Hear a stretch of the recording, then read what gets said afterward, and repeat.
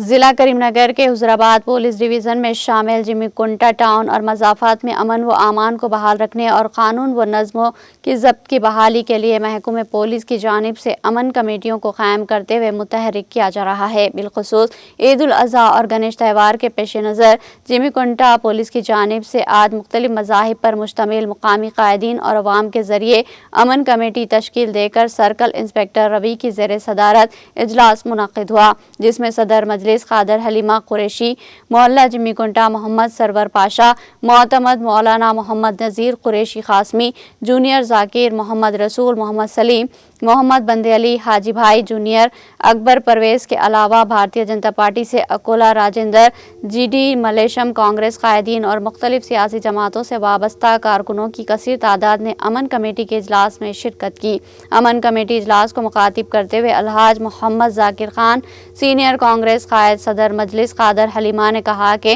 جمی کنٹا town زمانے قدیم سے ہی ہندو مسلم دوستی، امن کا گہوارہ اور ایک دوسرے کے مذہبی جذبات و احساسات کی قدر کرنے والے طبقات پر مشتمل پرامن و خوشگوار دوستانہ تعلقات کے ذریعے عید اور تہوار میں شیر و شکر کی طرح رہنے والے شہریوں پر مشتمل ہے۔ امن و امان کے قیام، قانون و نظم ضبط کی بحالی کے لیے محکمہ پولیس کے لیے ہر ممکن تعاون کرنے کا انہوں نے پیشکش کی۔ اس موقع پر سب انسپکٹر کے شیکھر نے اپنے خطاب میں عوام کو بالخصوص سیاسی قائدین کو محکمہ پولیس کے ساتھ تعاون کرنے اور سرپرستی کرنے کا مشورہ دیا۔